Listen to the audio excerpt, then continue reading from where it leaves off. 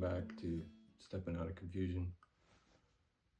Back here in the library, and wanted to just tell you all a little about what's happening at the Heart Rock Farm. This weekend we had we do trades with the people coming to get married. We offer 2 of them a year, and we allow the groom and the bride and their family and friends to come and do a work trade at the farm instead of having to pay for it. They pay for it with their labor and with their help, and it's something that we done for a long time. The farm used to be called the Abundant Seed, and we were a school for the homeschooling communities, and families would come, and instead of paying for their kids to come to school there, they would trade and do work. And so we've kind of carried that through with the venue, and it creates a really awesome sense of community. Back when it was a school, the kids got to feel like they were a part of the school, and they got to learn how to see what it's like in order to get an education, not just from the place of just going to school, but actually being a part of it. And now, this weekend, we had actually 2 separate grooms come and be a part of working for the the wedding, but in respect for the marriage. And it was really awesome because one of the groomsmen spoke to the place where, this isn't just a place where they just come rent and have this, 7-hour event. They actually get to invest their time and create a little bit of relationship with Kim and I, as well as the other family that was there to work off some of the hours that they have agreed upon to do the trade. So experiencing community in that capacity it's really amazing, and it brought to my heart to want to speak to places where, if you are creating community for yourself, this world is so bountiful with places to insert yourself, to be a part of a community, to create friendship, but also to give back to people in a way that it's not about you. It's about the whole as a completeness. The Lord also was telling me that He sent us down here to be a human, and to be a human being. I've spoke about this before, not a human doing.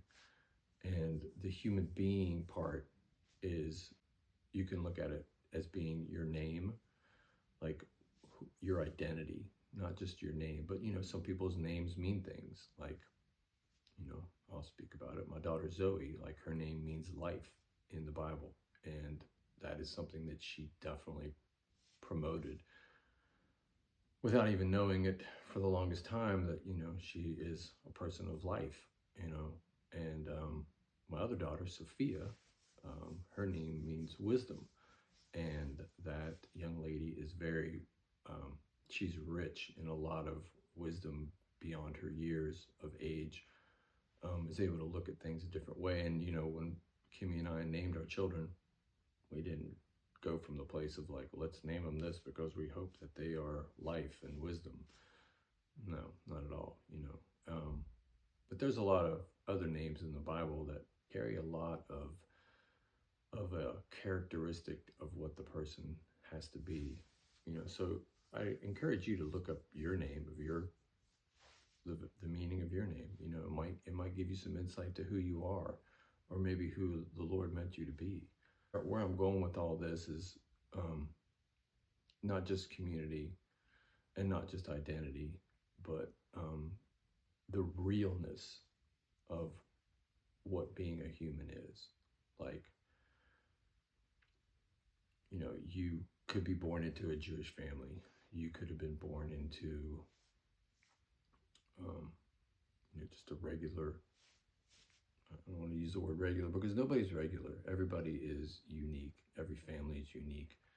You were born into an African American family. You were born into a Hungarian family. You were born into an Indian family. You were born into an Appalachian family, you know. But the first thing that you were in this world was a human, because we all breathe the same way. Our heart beats the same way. Inside, you know, behind this skin, you know, we have pretty much the same biological thing going on. And you also have a spirit that was given to you by the Lord that you are in charge of, and that you are here to grow in respect to what He has placed you to be. And I know these are all my beliefs. They have a lot of weight behind them because it's not just something I made up, and it's something that people, a lot of people can look up and find out that there's a lot of factual history that people have been talking about this for a long time. So the thing that's scaring me right now is the artificial intelligence that is trying to allow us to become lazy. And I say that, I shouldn't have said it that way. I apologize, because it's not about a laziness. It's about allowing something else to think for you, allowing something else to, you know, speed up where you think you need to get to. And there is not one thing in this world that needs to be rushed. There just isn't. You know, your life isn't meant to be rushed. Your relationships with other people aren't meant to be rushed. They're not meant to be sped up to the point that you look past the moment that you're actually in. I've read articles that, you know, AI is great because it allows people not to mess up, or allows people to do multiple things, or, I mean, I'm sure there's quite a few things that I'm not going to bore us with that it does have a benefit to. But the one thing that it does not have a benefit to is that there is no artificialness in this. There is nothing artificial, and there's nothing artificial about connecting with people. A friend of mine, he got turned on to the artificial intelligence ability to make music, and it was actually kind of scary, because he was making some music like with a country vibe, with a rock vibe, and he would put in these lyrics and then type in the type of genre and then send it off, and it's on Spotify. I mean, you can hear some of it, and it's just, being a musician, it is scary. It's scary that somebody could easily do this, and it sounds real. It sounds like a bunch of people that were in the studio doing this stuff, and all the riffs and all the little inputs and then, you know, intakes of what appears to be skillful musician is just a computer that has gotten smart enough to play back what has sounded good throughout the centuries of music. And that ain't real, man. And we're not down here to be artificially attuned to anything. There is not one thing that the Lord made that is artificial. Anything that is artificial is man-made. And we all see what artificial flavoring tastes like and what artificial coloring looks like. And I mean, are you going to bow down and have artificial love or artificial, you know, I don't know, what's next? So I'm just asking you to take a look at what the big picture is from a community-based, love-based environment that has nothing, I'd just say, man-made in it. Men and women are partaking in this environment. You know, the Lord allowed us to be here. And to make it artificial, I just hope we all can look at this a little bit broader, because there's a lot of young people that are allowing this to influence them. And Think about what has influenced you over the years and how hard it was to uninfluence that obsession or that influence. I know I kind of said the word twice there, but it's still the fact that once you're influenced with something, it's really hard to break it when you like it or when it becomes easy to do.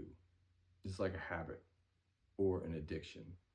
It's like the instant gratification. I mean, that's what artificial is. Artificial intelligence is like instant news, instant music, instant answers. And if we succumb to that, what's next, man? Really? What is next? So be aware with what you allow in your space. Allow people in your space. Allow community. Allow love. And mostly, allow Jesus. I'm serious. It's a big deal. So, yeah, that was kind of heavy. And it's a little different from the channels before. But when I saw this for the first time and heard it, it was unnerving. So I hope we as a collective, as a community, can look at this objectively and put a boundary on it. Because if something gets out of control, I mean, Lord knows we don't want to live like the Matrix. But it's up to us to decide on what is real and what is not real. So, but right now I'm real, and right now we have a choice. So let's not get confused about that. Thanks for joining me.